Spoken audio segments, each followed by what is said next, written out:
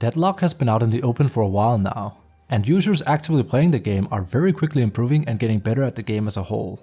If you want to stay ahead of the curve, perform better, and win more, you really have your work cut out for you as a player. This video aims to give you 5 essential tips that you can and should make use out of in every game you play of Deadlock, which will increase your likelihood of winning your matches. If you like content such as this, I'd appreciate a thumbs up and a follow here on my channel. Your support is what makes my content possible. First tip of the video is that of the sliding momentum.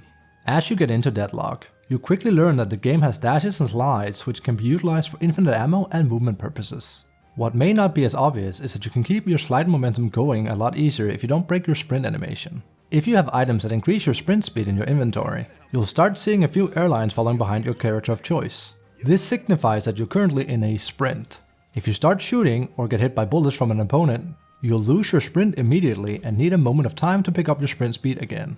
This is especially crucial when you're either ganking, moving to another lane, or trying to deliver the urn. If you use your slide, you do not break your sprinting momentum, which is very important because you're able to destroy obstacles in your way, such as crates and golden statues, without losing your speed. A lot of players will either shoot or melee crates and goldens in order to get potential souls and permanent buffs. But by utilizing sliding while sprinting, you can keep your running momentum going and get valuables while traversing the map, which is a really handy way to be efficient in general.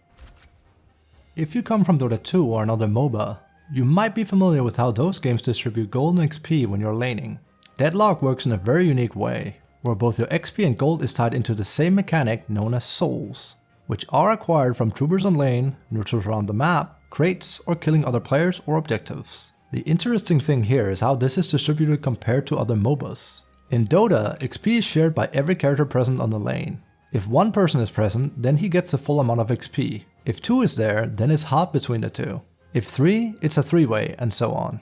In Deadlock's case, souls are distributed 100% for every person currently on the lane. Troopers and kills acquired yield their entire value to every person, which is very much unlike how Dota plays as a whole. However, this dynamic changes at 10 minutes and forward until the end of the game.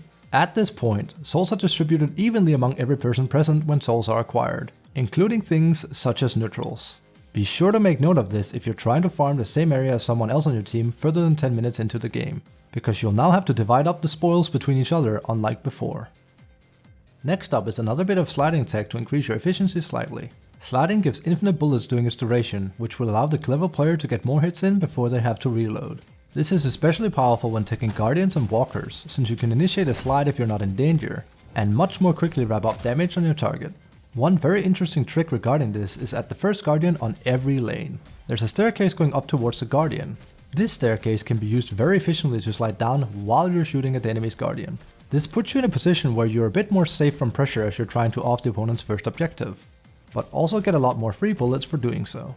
It's a small neat trick, but proper use of it can very easily make the difference in how quickly and efficiently you're able to take the first guardian and get some momentum going. Another guardian trick, and this one involves using melee to your advantage. If you're someone that likes to use melee quite a lot, frequent a blue detective as your main character, or simply have run out of bullets, it's good to know that you do a remarkable amount of damage with melee in Deadlock. What's not so fun, however, is that if you do go into melee range with a guardian, it will swipe you and do a significant amount of damage, which makes going into melee range with it not entirely worth it. That is, unless if you parry it. Yes, you can actually parry guardians just like you can do with other players. Do so successfully and you'll not only take no damage, but leave the guardian a bit confused and give you an open window to slap away at it with melee hits. Considering guardians aren't very tanky in general, you can very quickly drop it down in this fashion. Just make sure the opponent heroes aren't aiming at you with their guns while you're out in the open in this way.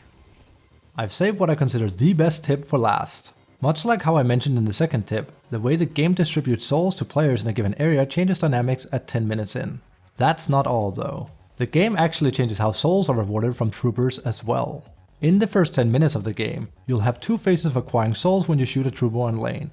On kill, you're rewarded with half the souls of the trooper itself, which can then be denied from you by the enemy, or if the soul coming out of the trooper is popped by you, rewards you the 100% value of the trooper. This mechanic also changes at 10 minutes. Killing a trooper no longer gives anything, in fact. It's all stored in the soul that comes out of the trooper. This is one of the most fundamentally important things to understand for a myriad of reasons, Because if you're hitting enemy souls 10 minutes and forward, you're not just denying 100% of the souls enemies would normally have gotten from the trooper, but you're now getting them for yourself. This is why you get plus 100 souls for popping troopers later in the game. The kill itself simply no longer gives any reward whatsoever, and is all tied into the soul being popped after its death. When enemies are pushing your walker and killing your troopers to get close to it, you stand to gain so much if you pop the souls from your troopers dying, since you're locking the enemy out of any souls progression, whether they are aware of it or not.